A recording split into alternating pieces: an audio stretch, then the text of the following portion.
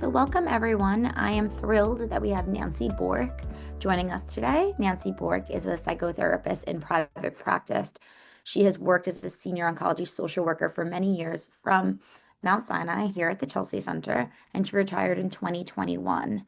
The topic today is developing and communicating boundaries after a cancer diagnosis. Her description is being diagnosed with cancer and all that follows is complicated, and communicating with family, friends, and coworkers can be challenging. How much do you share with whom, and how do you take care of yourself while managing physical limitations, obligations, and expectations? In this workshop, we'll discuss strategies to develop healthy boundaries and ways to communicate them. So, thank you so much, Nancy. The floor is yours. Thank you so much. So pleased to be here. Hello, everyone. Um, so we're going to talk, Jillian just told you what we're going to talk about, and we're going to brainstorm some of this stuff together at the end. Going to ask people situations that they would like help with, and we can all pitch in together if you want. We can sort of practice some of these techniques, and some of this is natural. We deal with boundaries all the time, but it's good to be reminded about some of the guidelines of that. So let's get started. So we know boundaries, like in a map or between properties, is a line that demarcates one property from another, right? We all know that. But personal boundaries define the line that's between you and the world, you and other people, you and anybody you come in contact with. Again, this is obvious, but it's just good to define what that is. And they are the rules and the limits that define for ourselves in relationships and what we're comfortable with, what we're not comfortable with. And these vary from culture to culture, relationship to relationship, and depending on the circumstances. What's okay in one culture is not acceptable in another, obviously, and there are big changes in that and from culture to culture. So boundaries, why are boundaries important? Because they protect our mental, physical, emotional health and make sure that our relationships are healthy and respectful. And when they're not, or when you find a certain situation anxiety provoking, or you avoid something, it's probably a sign that something needs to be adjusted. And they make common sense, but situations arise when even somebody well-intentioned, they unintentionally cross our boundaries out of their own fear, concern, desire to help, personality differences, and we may have to reinforce and work at that, what feels comfortable to us, what we need, what we don't need, what feels okay. And I'm going to say, especially when dealing with cancer, and it gets to be about you, your time limitations, your energy limitations, all of those things. Types of boundaries, we know this. Physical boundaries. I'm not comfortable with touch. I'm not comfortable being so close. Please back away a little bit. Emotional boundaries, psychological boundaries, what we're willing to tolerate or not tolerate in any given time. Time boundaries. There could be somebody who calls us every single night to talk about their problems, and we have to find a way to minimize that, or just say, oh, I'm tired today. Information boundaries and spiritual boundaries. And learning to, learning to set boundaries is important for people coping with the physical, emotional, and psychological challenges related to a cancer diagnosis. Boundaries change over time and in different circumstances. Cancer side effects can be exhausting, and it is important to prioritize your needs. Managing expectations of family, friends, coworkers can be difficult. And it's important to learn how to state your needs clearly. The emotional boundaries. are the limits that we place on the energy and interactions within a relationship. They determine how much emotional support we are willing to give and receive, and how much personal information we share. They help us understand that you cannot be solely responsible for another person's well-being. And a lot of people feel not only do they're trying to navigate a cancer diagnosis, whether they're newly diagnosed, in treatment, post-treatment, they're navigating that for themselves, but sometimes people also feel like they have to take care of other people around them. I know one woman who didn't even tell anybody in her family because she was the person who held her family together, and she didn't want to have to put the energy into support propping all of them up as they dealt with her diagnosis. So every situation is different, but it's personal and changes. Physical boundaries, we know that defines the level of physical contact, personal space that we're comfortable with, and that can change from person to person and circumstances. Some cancer patients feel more uncomfortable with physical touch or intimacy due to physical changes, side effects of treatment, or emotional things that come up. So communicating feelings about touch and space is very important. Because coping with cancer, we know no matter what stage you're in of that,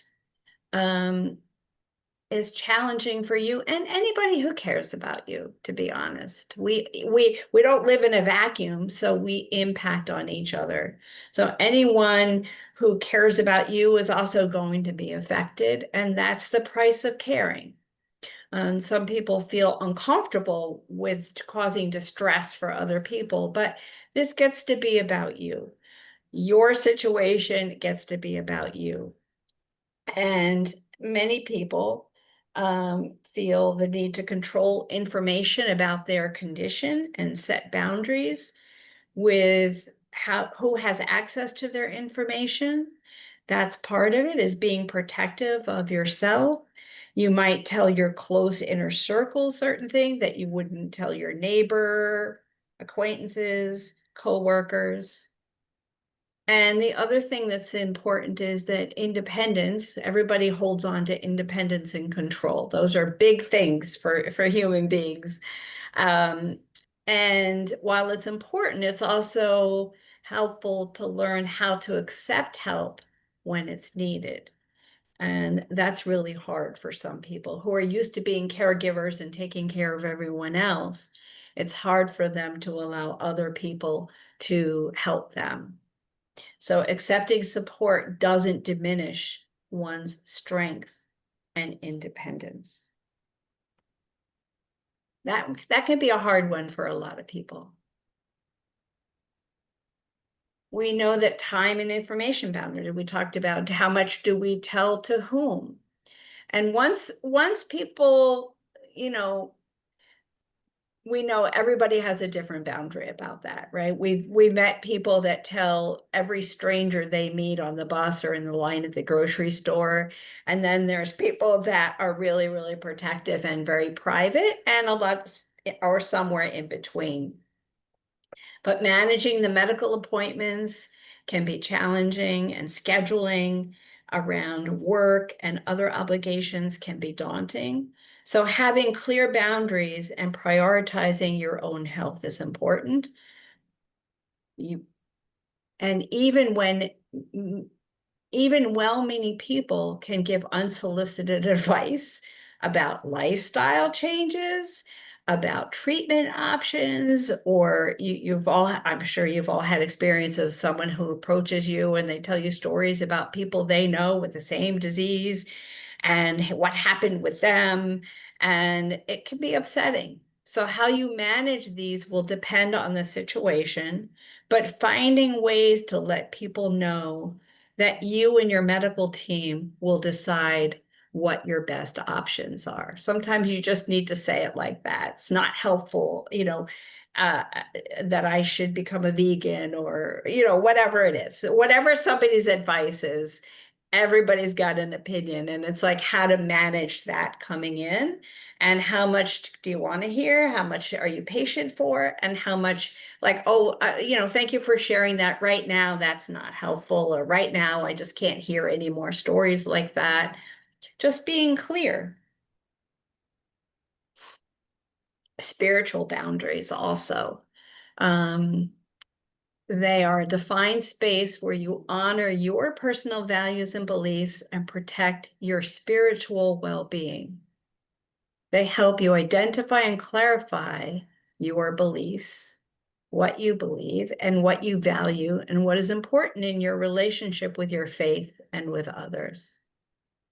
And being aware of protecting your boundaries avoids feeling depleted by negativity or external pressures that conflict with your values.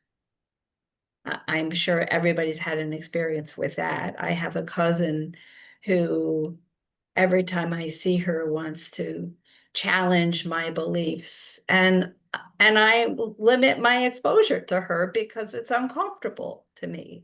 You have yours, thank you. I respect yours, please respect mine, right? We all have to find ways to navigate these challenges. And at the end, I'd love to hear some of the challenges that you faced and something you want help with, and we can brainstorm them together. So why does boundary setting sound so difficult? Feels difficult. Because we're often brought up to prioritize everyone else's needs except for our own. And this is particularly true for women, and we're all women here. So it's culturally, we're not raised to be thinking about what do I need and how do I make sure people know that. Many people struggle to even identify their own needs and feelings. And and those are the building blocks of boundaries because you have to first assess what am I feeling? What feels like too much? What do I need more of? We have to do our own assessments before we can know what it is that we need to express or hold sacred for ourselves. And a lot of people are afraid to change established ways of dealing or communicating and because they don't want to offend their friends and family. And for a lot of people, that causes guilt and discomfort in having to confront that. And not even confront sounds more aggressive than it needs to be, but just having the checking in with self to understand what feels good, what doesn't feel good, and how to communicate that clearly. But it's hard to do, right? We know that life is complicated and nuanced and constantly changing. We are constantly changing as we face health and life challenges. Finding our way in uncharted territory means we need to keep reassessing and to see what is going on, constantly learning figuring out how to navigate each new situation, and keep checking in with yourself about how you feel and what you need is the best way to begin. Setting healthy boundaries starts with self-awareness and clearly communicating our expectations about ourselves and others. Learning to express your feelings openly and respectfully. It is not about making demands, but it does require that people listen to you. And setting healthy boundaries requires for you to honor your own needs, priorities, and it's a form of self-care. Part of that is learning how to say no. We can't be everything for everybody, and time and energy are limited resources. and having a finger on the pulse of what are your limits. It's funny, I worked in a medical facility at one point, and I felt the doctor had trouble saying no, and sometimes I had trouble saying no. So he and I established this rapport where and I used to have a joke that I had to practice how to say no in the mirror. How to form that word with my lip. No. I had to, like, that was a joke, but partly true. And he also had trouble. So if I thought he should say no, but he wasn't saying no, and if he thought I should say no, but I wasn't saying no, we would just tap each other on the shoulder and go, no. That's a true story. Uh, so learning how to say no is one very big important part of this, is not just being available for everything that comes up, even whether we're dealing with illness or not. Those are important things. And practicing self-compassion. It's okay to prioritize your own health, your comfort, and your emotional well-being. Setting realistic expectations and accept that there will be difficult moments, but that you have the right to determine what is right for you. And consider speaking with a professional about what you need, if you need more help in how to manage that, and ideas and coping strategies. I think there's help out there if this feels really insurmountable. And what personal values do you want to protect? What areas of your life would you like to set clear boundaries to support your values? How do you currently respond when someone doesn't respect your boundaries? What might be a more effective way to respond? These are all questions that come up all the time, right? When we stop and think about it. We're constantly learning and changing. So be patient with yourself and others in this process. So part of establishing healthy boundaries and sort of figuring out what that looks like is to know that you can decline anything you don't want to do within reasons. Maybe not at work. You might have to do some stuff you don't want to do, but in terms of social obligations and invitations, expressing your feelings responsibly, replying in the moment, right? Sometimes we think about it later, but sometimes we're uncomfortable. So how do we learn how to address something as it's happening? That's a good skill to learn. Addressing problems directly with the person involved rather than a third person, right? Because that's something we do too, is we talk to somebody else about what happened and can you believe they said this and said that, but how do we learn how to be more direct about that? And making our expectations clear rather than assuming people will figure them out. That's being direct. But that also means what the start of all of this boundary stuff is, keep checking in with yourself about what it is you feel, what it is you need, what needs to change, what's uncomfortable, what makes you anxious, and navigating that. This is called life, but also especially complicated when you're dealing with illness and cancer. Here's a quote: love yourself enough to set boundaries. Your time and energy are precious, and you get to decide how you use them. You teach people how to treat you by deciding what you will and won't accept.